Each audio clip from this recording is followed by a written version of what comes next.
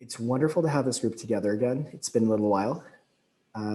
This is a session that's going to be co-hosted by Claire Wathan and myself. And we're really glad to be doing this with this entire community. Claire. Thanks, everyone, Aaron and everyone. It's wonderful to be back together. We've had a few months apart from our conversations that the Wellbeing Project team has so graciously held for us throughout the year. So we're really happy to come back together as this year is winding down, and it's a time for reflection, but also acknowledging there's so much yet ahead. And so we're thrilled to have Sharon and Parker back with us, the incredible conversationalists and guides for us as we think about this series over time. They've been a wonderful anchor to our rhythm and the space that we're coming back together.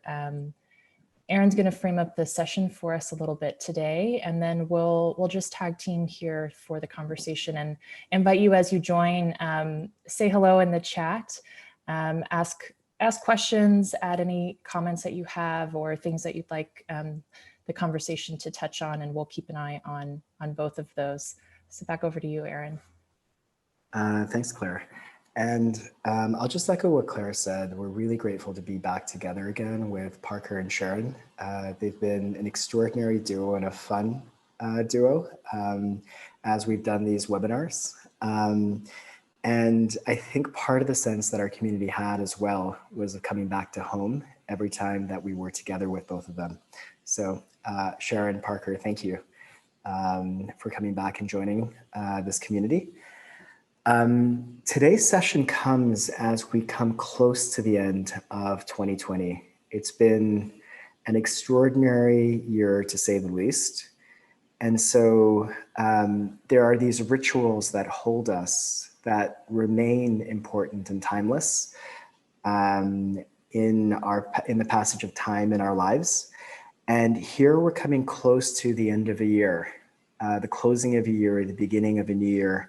And so with Parker and Sharon, we really wanted to take stock of this year and also deepen into our intentions for the next one. So with that in mind, Claire, maybe you could start us off. Sure. Parker, we'd love to hear from you. As we're holding space together, the year is wrapping and we've come back together. How would you reflect on holding this past year in a way that keeps that spaciousness, but also bodes well for our future? Thanks, Aaron and Claire, both of you. It's lovely to be back with this community. I actually have come to feel it myself connected with it, even when we're not on Zoom. So it's lovely to have this opportunity as we approach the turn of the year. And as I understand it, Claire, I've been given a hall pass for 6 or 7 minutes worth of remarks. So I'll just launch in. So 2020 has been not only extraordinary, but a very hard year on so many people, to say the obvious again. And that, of course, includes good people around the planet who are deeply devoted to bringing light into the darkness as fully as they possibly can. I think when one feels called that way, while powerful people put obstacles in the way, they try to sustain the darkness and make it darker. And a pandemic comes along to threaten all of us with death, especially the disinherited, with whom so many of us feel close and profoundly compassionate. It's really hard to imagine that the light bringers would not feel despair and often deep depression from time to time, at least, and maybe for a long time. Lots of people that I've talked with in the last couple of months have been on the edge of all that or fully there. And so these remarks are cognizant of that reality and possibility for lots of us. I sometimes say to myself, in times like these, the real mental illness would be not to feel despair. And in fact, that sometimes bothers me a lot among powerful people to see no respect for death, for example, which if they had it, they would be less jaunty about things than they are. So the question that we want to explore this morning as we transition from 2020 to 2021, knowing that we won't leave 2020 behind us, we bring the past with us, is how do we hold that past globally and personally in a way that augurs or portends or promises love for the future? And I don't mean Valentine love or romantic love. I mean the kind of love that allows us to be both fierce and gentle in caring actively for what we love and in taking the risks that love requires. For me, answering that question begins with love for ourselves. Because as I've said on this webinar before, and as Sharon and I certainly understand, I think all of us do, that love is one of those things you can't offer to other people unless you can receive it for yourself and from yourself. It's not a package you can hand over. It's a quality of life that you either embody or you don't. You may not be fully there. We rarely are, but we have to be on the journey in order to offer love to others, the journey of love toward love for self. Especially, how do you do that when you're depressed, which means that you have a very low opinion of yourself, of your inadequacy, of your incompetence, of your inability to save what you want to save. How do you love yourself? So my best data for answering or responding to that question come not from research, but from personal experience of depression, which I've talked about in this community before several times in my adult life, deep down for months at a time, many days of wondering, is this the day when I'll decide it's just not worth it? And I just want to sketch quickly, I think 4 or 5 steps that I've found useful on my own journey for whatever use they may be to somebody else. I think it's important, first of all, to do the best you can to normalize your situation and to not look at yourself as some freak of nature or human nature because you're feeling one of the most dominant feelings that human beings have had over the course of time, from time to time, and sometimes for a long time. By normalize, I don't mean to expect to feel this way for the long haul. Just as we fight nonviolently to liberate others, I think we have to fight nonviolently to liberate ourselves. So by normalize, I mean accepting the fact that this is where you are right now, which is a lot better than regret or wishful thinking. You know, let the phrase, I'm so disillusioned, translate into, it's a good thing that I've lost another illusion. So now I'm living closer to reality, because every time you strip away an illusion, you do get closer to reality. And the ultimate job is to embrace reality. The second thing is keep track of the tiny, tiny successes that you might have day to day as you try to move out of your own darkness into your own light and into the light that's available, I think, to all of us. I'm really saying lower your standards, because to use a Christian metaphor, what's so crucifying for a lot of good people is the sense that they have to get it all done by tonight or accomplish something big every day, or they're failing their mission. We may not put it that baldly, but somewhere in a lot of us, that kind of impossible standard lurks, and it obviously reinforces and reinduces depression.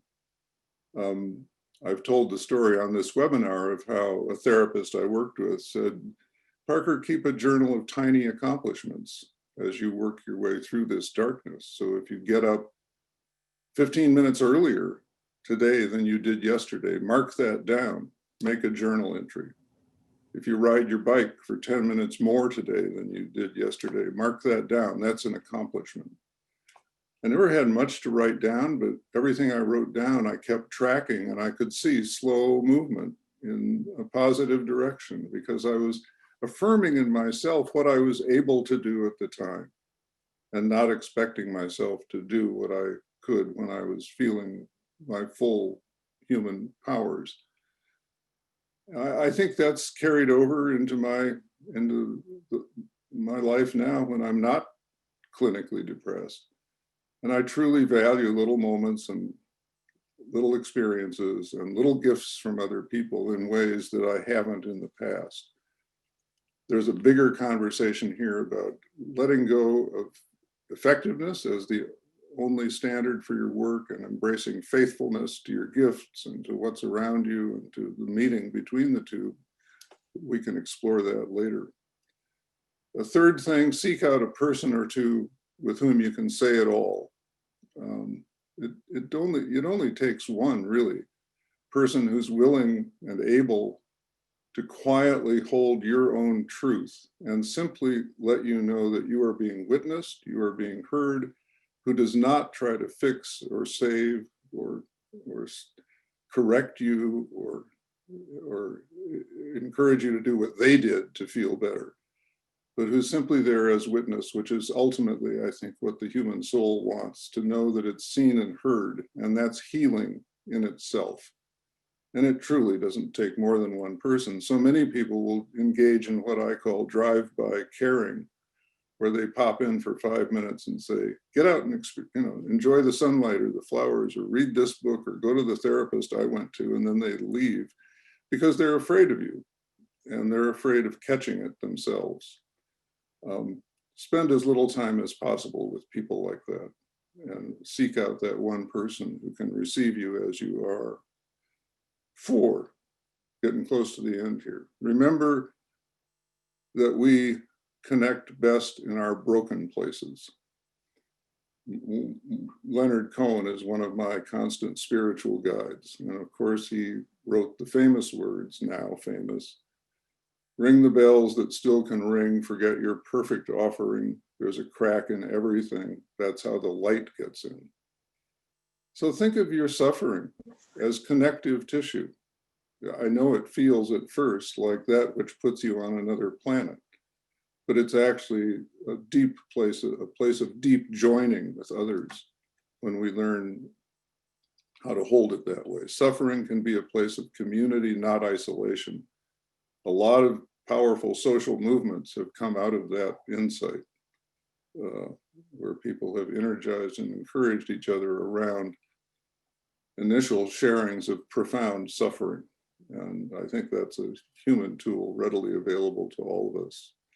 So I'm going to cease and desist before a court order comes along, and know that Sharon, as always, will eventually take us to practices that can put flesh on the bones that I've tried to hold up here.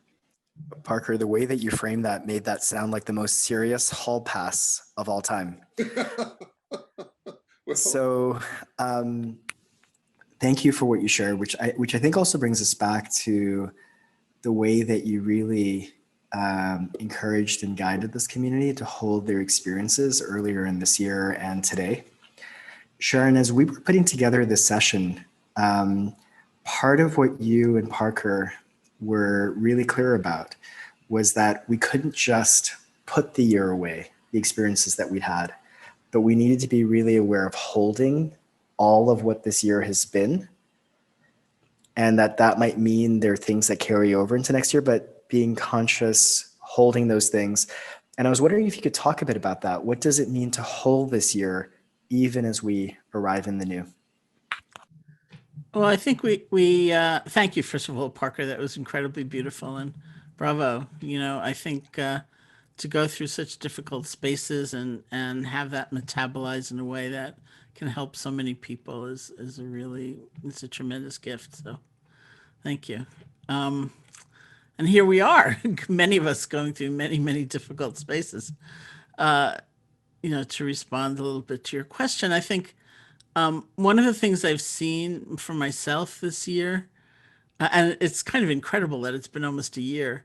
I was saying when we were talking earlier that I was listening to a podcast, and the particular one I was listening to was recorded 2 weeks into the pandemic and people in California being in quarantine. And this man said in this tone of total shock, one of the hosts, I haven't seen anyone but my dog and my wife for 2 weeks. And it was like 2 weeks was like the maximum a human being could imagine, and like here we were, this duress. And I thought, yeah, wait, so it's been a long, long haul and we've been through a lot. And one of the things I've seen for myself is that in a beautiful way, I'm relying on the skills I learned almost 50 years ago.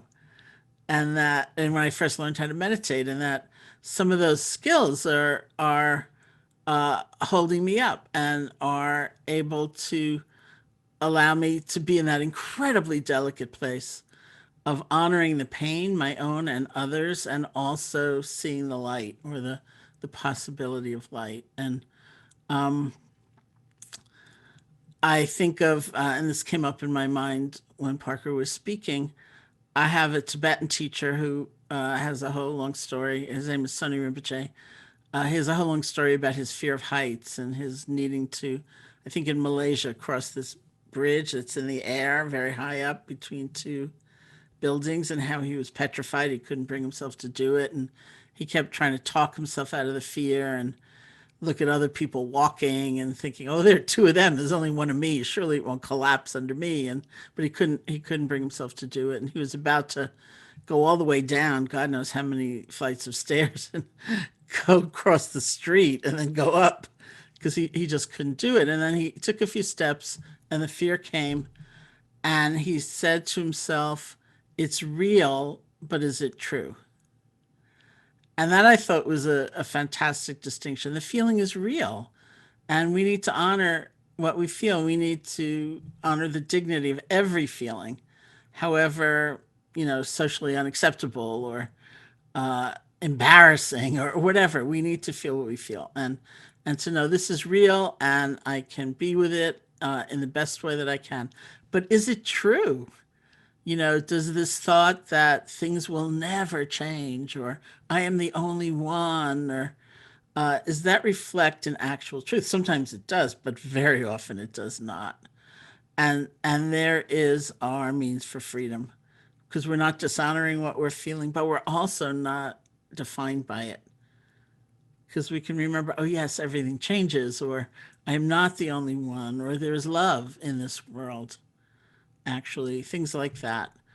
So that's been very important for me, and it did come up very strongly right now. I think that some people have really felt a power of goodness, the small acts in a way that Parker was talking about, that especially people who are trying to make this a better world. It's so easy to think I can never do enough, I could never be enough. Anything I could offer is so relatively meager or insufficient. And yet, when you see that the power of, offering to shop for your neighbor, or as I'm very fond of, because I live part-time in New York City, which has its own particular culture between neighbors, which is usually pretty standoffish. People actually know the names of their neighbors now, and they have the phone numbers, and they reach out to one another, or people remember to thank somebody. And one of the blessings, also in a way, blessings may be a funny word for this year, but one of the positive attributes is that so much has gotten revealed that some people knew, certainly because it was their life, or there was their witnessing, but for many people, the kind of intensity of inequality, or the nature of how many people we count on in this interdependent world that we usually ignore or discount or disregard. My favorite example is the checkout person in the supermarket, with their whole loving kindness practices devoted to bringing that kind of person to mind and actually wishing them well rather than treating them like an object. And even though it's been a part of practice, uh, sometimes I think everyone is very glib about that. And then to actually reflect, like, how do I get to eat? You know, how many beings are involved in this, plate of food appearing in front of me, and to realize so much more deeply about how connected we all are, and I think resolving to honor that going into the future. Thank you, Sharon. Parker, I don't know if you want to jump in briefly just to touch on what Sharon did. Otherwise, Sharon, we turn it over to you to lead us into practice. Well, I think Sharon did exactly what I said she'd do, which is to put flesh on the bones of the kind of skeletal outline I offered up in a wonderful way. I think that, Sharon, that a lot of us have had that experience of New York neighbors who were rather brusque with each other or simply ignored each other to this point, now knowing each other's names and even having some phone numbers or email addresses.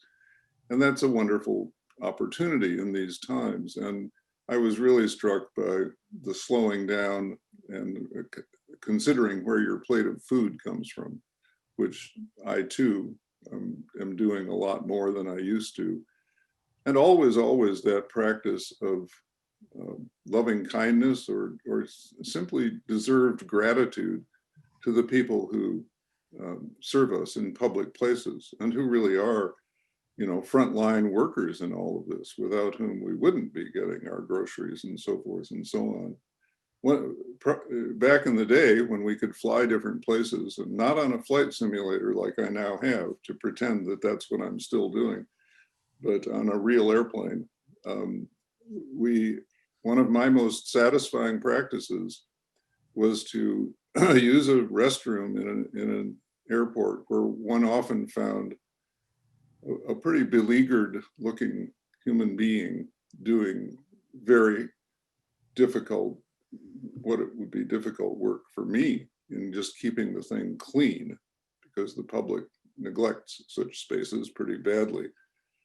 And to hand that person a $10 or $20 bill with a sincere thank you so much for keeping this space so clean, we depend on that.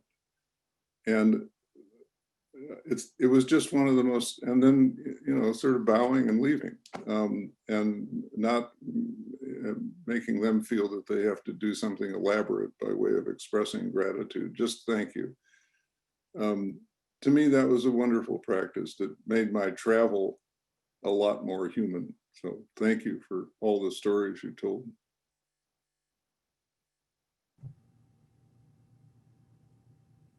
Sharon, I think we're in your hands.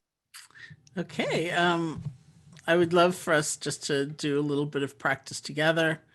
It can be very simple, just coming back into the moment, because I think when we use whatever technique or tool to come back into the moment, what emerges is our deepest values, that North Star by which we tend to navigate our lives. So often we're in a hurry, we're busy, we're overcome by responsibilities or whatever, and it may be, speaking to us, but we hardly are making room to listen. And so we're just going to use tools to help us land more directly here and see what emerges in terms of what we really care about the most. So if you want to sit comfortably and close your eyes or not, however you feel most at ease.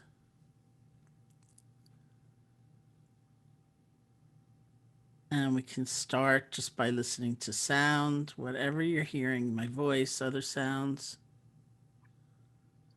Unless you're responsible for responding to the sound, just let it wash through you.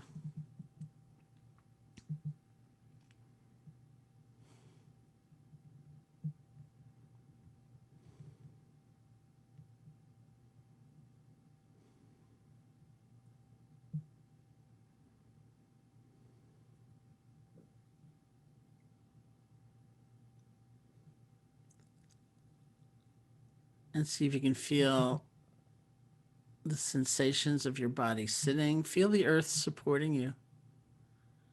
Lo and behold, it really is.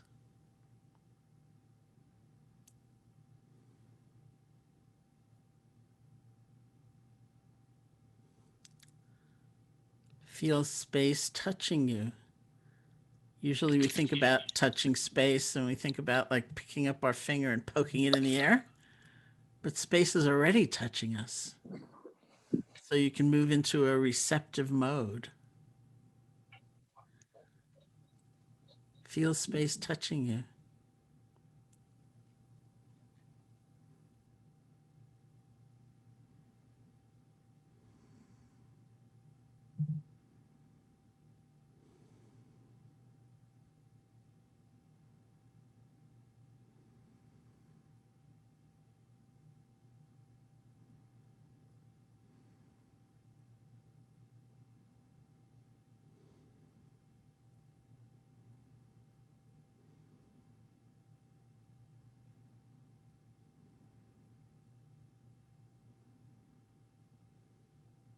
Feel your hands and see if you can move from the conceptual framework, like fingers, to the world of direct sensation, picking up pulsing, throbbing, pressure, whatever it might be.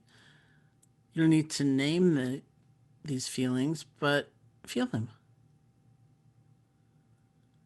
This is also the world of constant change.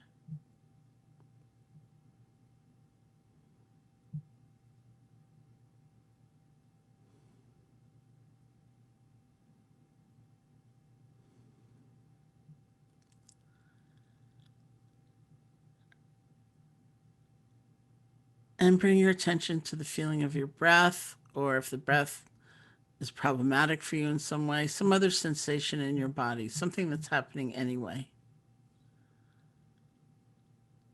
Let's say it's the breath, it's just one breath.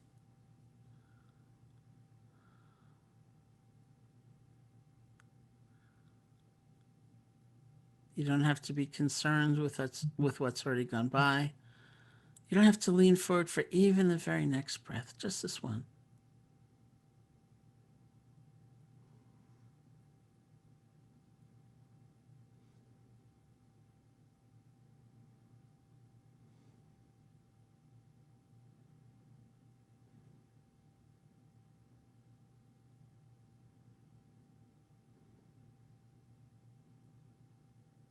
And rest.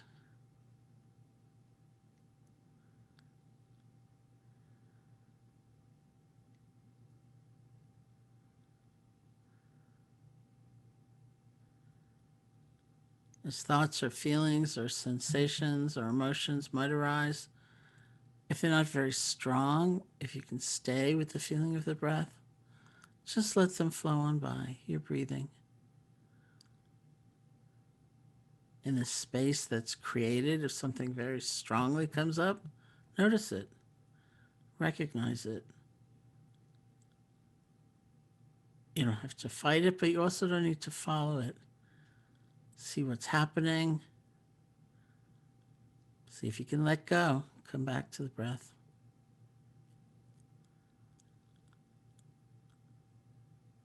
And if you find you're just gone, completely lost in space, so you fall asleep, truly don't worry about it. If that's what happens, let's use the next moment after we've been gone to practice letting go and practice beginning again.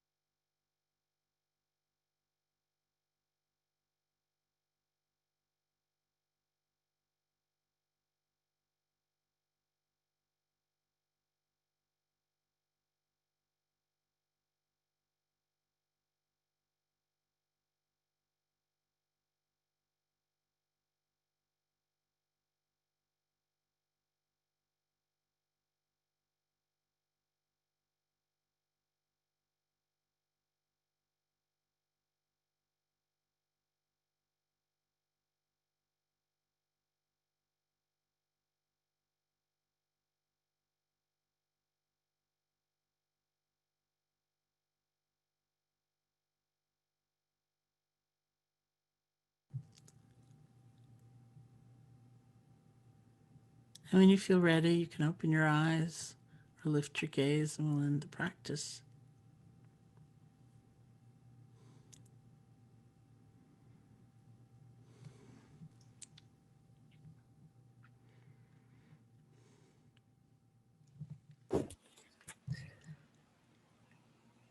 Thank you, Sharon.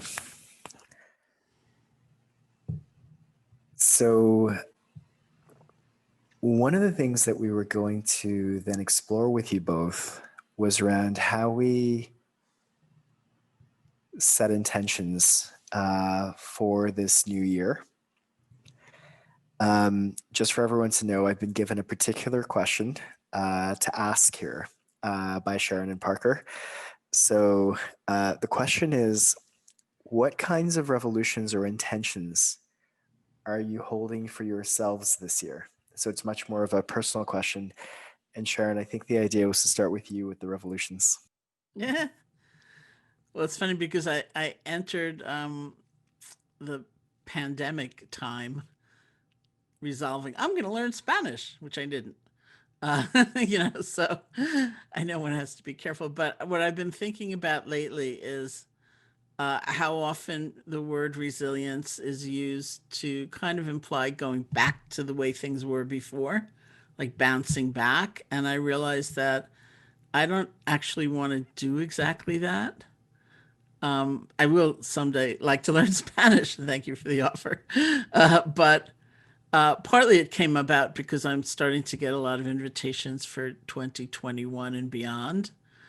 And I miss people, like I miss being with my friends and even making new friends like all of you, but the thought of, I mean, I think of Parker in that flight simulator, and I think, like, spare me, it's like, it's probably dazzling to fly it, but the thought of being on an extra airplane is like, I don't think so. Um, so I thought, well, I have to really look at my schedule. I have to look at my commitments. I mean, I can't imagine not being full on engaged, but maybe I'll keep doing some things by Zoom. Maybe I will actually not travel incessantly the way I once did. And that's just sort of symbolic as well as, it doesn't have to be the way it was before. And that even as this prospect of leaving home and being different and, being with people emerges, it's not quite here, but it's there, it's evident in some way. uh, it can be different. So I really am trying to resolve to take care, to be creative and honor differences. For me, and we'll meet separately, Sharon, for me to defend the flight simulator. Uh, but for me, I guess there's a context for this, which is that in my faith tradition, my adopted faith tradition, Quakerism, the Religious Society of Friends, we don't have a creed, but instead, when we gather in meeting for worship, the silent meeting for worship, instead of a preachment in front of us, there's often a question or a query, as Quakers have called it for several hundred years, which might be something like, are you living in such a way as to root out the seeds of violence within you? That's a question worthy of sitting with for a while. And that's what Quakers do. So I go forward often in my life with questions, but I've learned over the years that I need to look for the question beneath the question behind the question, because often the question, as I'm framing it, doesn't really quite get there. It may even be a sort of timid attempt to get to the right place, but too timid to take me there, or it may just be the flat wrong question. And the way forward for that is partly the inner journey, partly reflection, meditation, silence on my own, but it's also to gather with a small group of people who can help hear me into speech. whose primary tool is to ask honest, open questions, not questions that are speeches in disguise or judgments or attempts to fix me under the table, as it were. But honest, open questions to help me hear that next layer down in my own life. And so I can't remember how many years ago. At my age, everything is a few years ago. It often turns out to be anywhere between 25 and 2. So pick your number. A few years ago, I gathered a group of friends and said, the questions I'm holding have to do with aging and vocation and the right use of my gifts and energies. And I have 2 such questions. One is, what do I want to let go of? And the other is, what do I want to hang on to? And I said, you know, my wish here is to spend a couple of hours with you just hearing those honest, open questions that will hear me into deeper speech and maybe help me get to the question behind the questions. And 2 hours later, I came out with a new question. I still ask myself, what do I want to let go of? But instead of what do I want to hang on to, I'm now asking, what do I want to give myself to? Which is a qualitatively and transformatively different question for me. What do I want to hang on to is a clingy question. It's a question really rooted in a sort of scarcity assumption. Like, I got to hang on to my opportunities to speak or to get published, because if I stop doing that, there may be nothing left for me. But if I ask, what do I want to give myself to? Worlds open up for me. And at this point, I don't want to give myself to a new book, or I don't want to give myself to the kind of traveling, exhausting, mind and bone numbing travel that Sharon was talking about.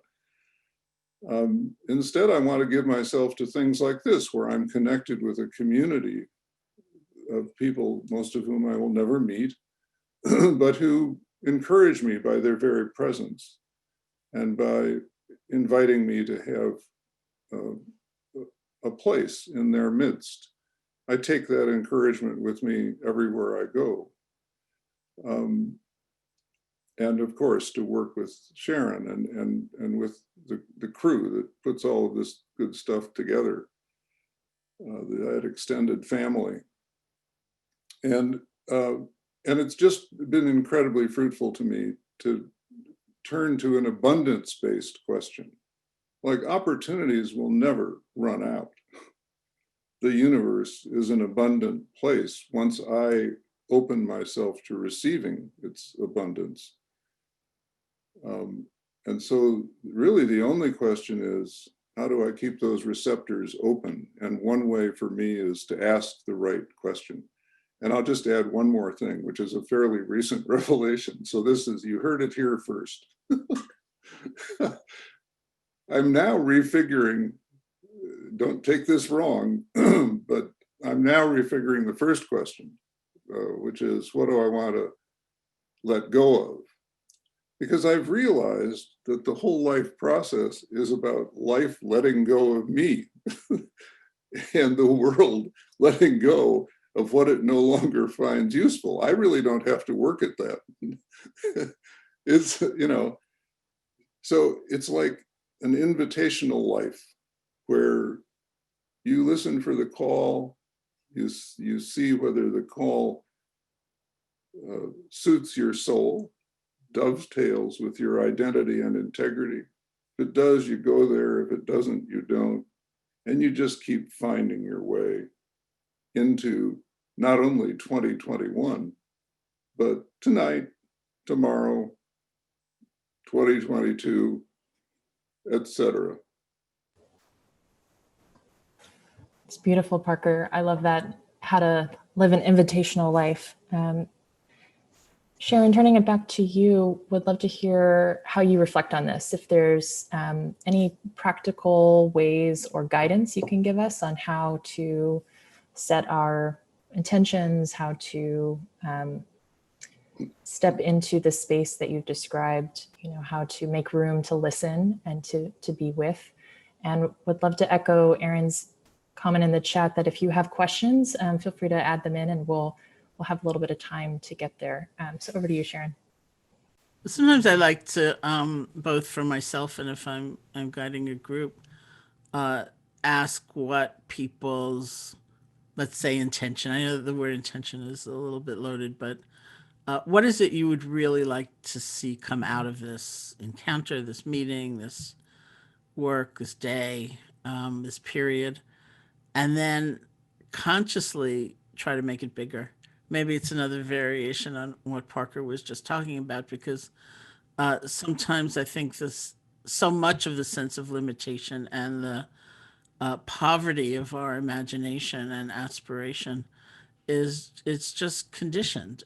Some things I will probably never do in this life, like fly a plane, really, although the simulator's intriguing. But so much of the stories we tell ourselves about who we are and what we're capable of are just habitual. They've been fed to us. And so being able to challenge that just by saying, what's bigger, what's deeper, something like that, I think is really helpful.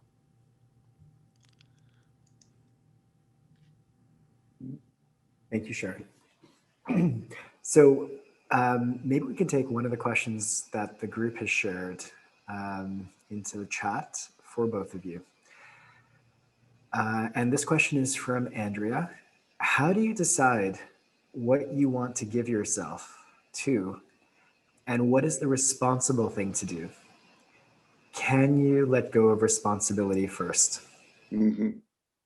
I saw that question pop up in the chat and I thought, oh, that's a great question. I want to hear what my answer is, and I want to hear what Sharon's answer is. Because with a great question, you never know, right?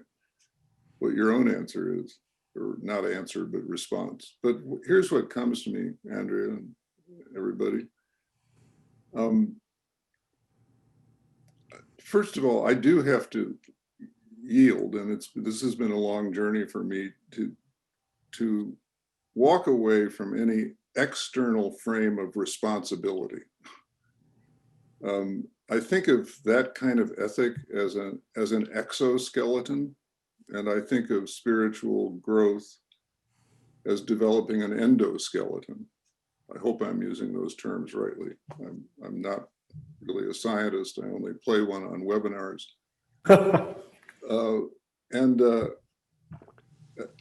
It has to, I think my sense of responsibility has to come up from within, which involves a thoughtful reading, again, sometimes aided by other people, as in that Quaker practice called the Clearness Committee, getting together to find out what question is beneath the question. I have to learn to be responsive to everything that I have, which runs from my body to my past experiences of life, of how I intersect best or worst with the world, to the holes I'm most likely to step into as I continue on the road and learn to walk around them instead of go right into them, to my sense of giftedness and liability within myself, the things I can do pretty well and the things that I'm just not very good at. I had the wisdom when I was a younger man of realizing that I'm not very good at running institutions and organizations. So I turned down a lot of those offers that back in the day one got simply because one was tall, white, had a PhD and a deep voice. And I saw through that and thought, that's not really a good reason to take a job as cool as it might seem in the press release. You could really mess up your life that way, and you could really mess up an institution. So there are institutions across this country that should be sending up gratitude for the fact that I did not become a dean or a president or one of those things that I would have been very bad at. I even hate wearing a suit. So I think you learn to discern what works for you and what doesn't work for you by taking this long journey toward being able to say, I am all of the above. I am my strengths and I am my weaknesses. You know, I am the things I know how to do well and the things I'm just no good at.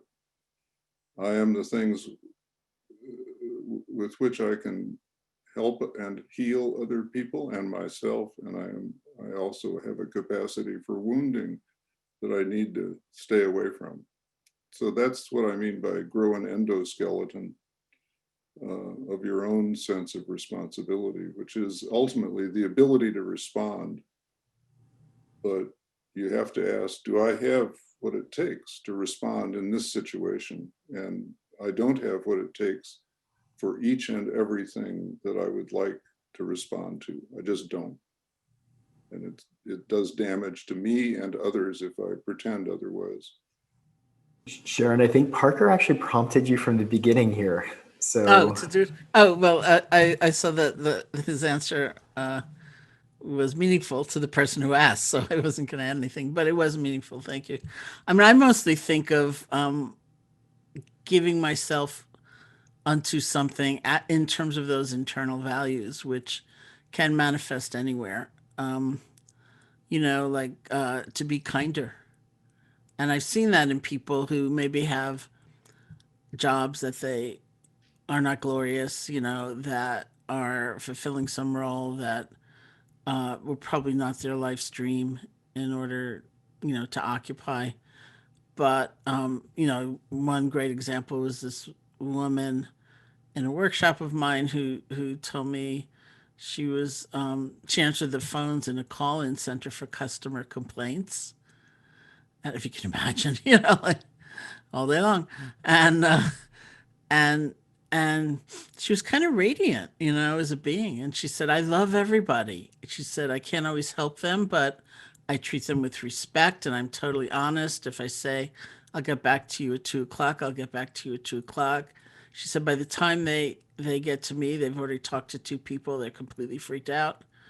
And I just try to help everyone have a better day. And the irony of it was that just before the workshop, I myself had been a complaining customer for a certain service, and I had been treated miserably, and it was such a contrast. And I thought, okay, you know, she has a responsibility, you know, her day-to-day job. I don't know what options she has or doesn't have in her life.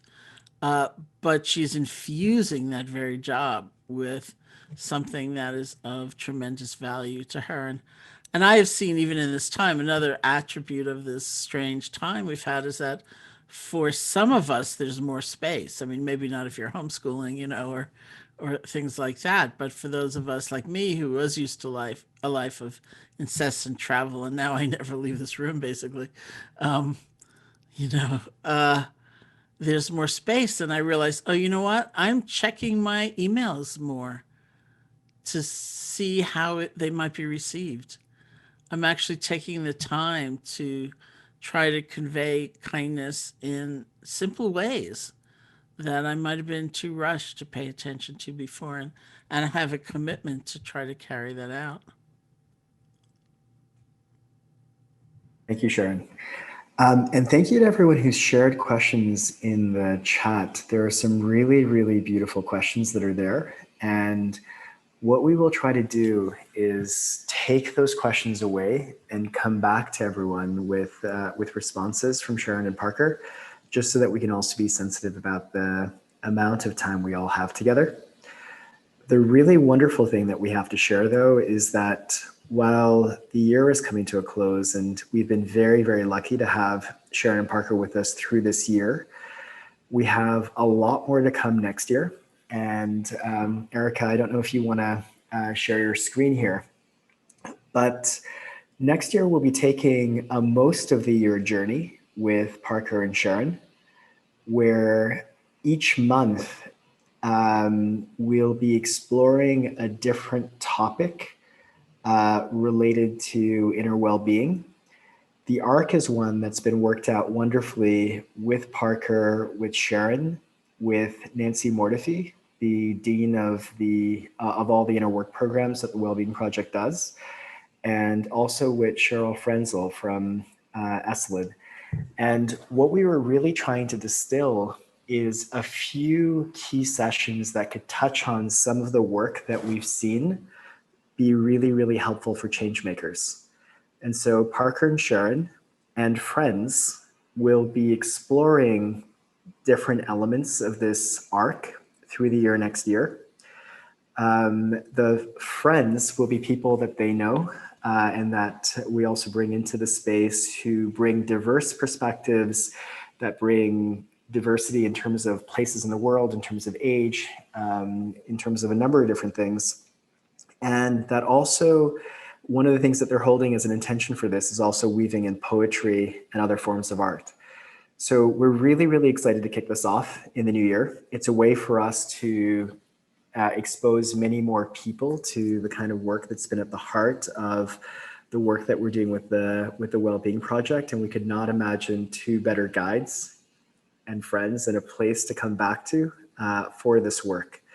So everyone here will receive an invitation for this. You can already see the dates that have been set out for the arc of the series, starting on January 12th and going all the way through to September next year, and ranging from working with our inner selves to how we relate to others, and finally, how do we bring this into the work that we do in the world. So Parker, Sharon, thank you. And we're really, really excited about diving into this with you next year. Just as we come to a close with today's session, and we're about to pass the word back to Parker and Sharon to bring us to a close for this year, I just want to make sure that we thank a few people that have been absolutely critical to this series through the year and through the series next year. So there's a group of us that Parker referred to that have been involved with this work. And a special thank you to Erica, to Alice, and to Robin, who've been absolutely marvelous in putting and weaving all of this together in a way that can hold the entire group of us. So thank you to the three of you for making this magic happen. And with that, Parker, I pass it to you for the last word, because of course Sharon gets the last word, and it's in your hands. Thank you. Well, again, such a joy to be with all of you, including the extended community here around the globe. And it's a privilege and a joy. And it really gives me something to look forward to in 2021 that's life-giving and uplifting. So I'm going to close out with a poem by Wendell Berry, one of my favorite writers, called The Wild Geese. It's different from Mary Oliver's Wild Geese poem, but they both were onto some of the same metaphors. I just want to say briefly that I think the poem speaks for itself, but in it, Wendell Berry is out in a field on his Kentucky farm, and he's observing and describing things that he sees that are full of meaning for me. But he eventually moves toward the kinds of things that I think Sharon so effectively leads us in these practices. When he ends the poem with these lines, "And we pray not for new earth or heaven, but to be quiet in heart and in eye clear. What we need is here." This is a revelatory reality, if you can really grok it, that what we need is here and available to each and every one of us. So The Wild Geese by Wendell Berry. Horseback on Sunday morning, harvest over, We taste persimmon and wild grape, sharp sweet of summer's end. In time's maze over fall fields, we name names that went west from here, names that rest on graves. We open a persimmon seed to find the tree that stands in promise, pale in the seed's marrow. Geese appear high over us, pass, and the sky closes. Abandon, as in love or sleep, holds them to their way. Abandon, as in love or sleep, holds them to their way, clear in the ancient faith. What we need is here. And we pray, not for new earth or heaven, but to be quiet in heart and in eye clear. What we need is here. And I just want to thank you all. Thank you, Parker, so much for all that you are and your wisdom and delight and everything. And all of you who've helped put this together. And I want to, in a way, it sounds like a funny thing to say, but congratulate each person here in a way, because it's not every community that can talk about love in an unashamed fashion and bring it forth as a power into the world. And I think everybody has been a part of that creation, and really thank you, because the world could certainly use it. And my hope for everyone here is that we each find the kind of inner strength and the community going forward so that we can continue bringing greater love and light into this world. Thank you, Sharon. Thank you, Parker. Thank you, everyone. And see you in 2021. Thank you. Thank you. Thank Thank you. you. Thank you. Thank you. Thank you. Thank you. Thank you. Thank you. Thank you. Thank you. Thank you. Thanks a lot. Thank you all. Thank you all. Lovely to Bye, see you. everyone. Love Thank you all. you. Thank you. Hmm. And you're all very welcome to chime in, saying thank you or hello to Parker and Sharon as you sign off. So just to know. Thank you. Thank you. Thank you. Thank you. Thank you. Lovely. Thank you, Sharon. Mhm. Thank You, Parker. Clay. Thank you so much. So Look at sweet. there. So many people I love.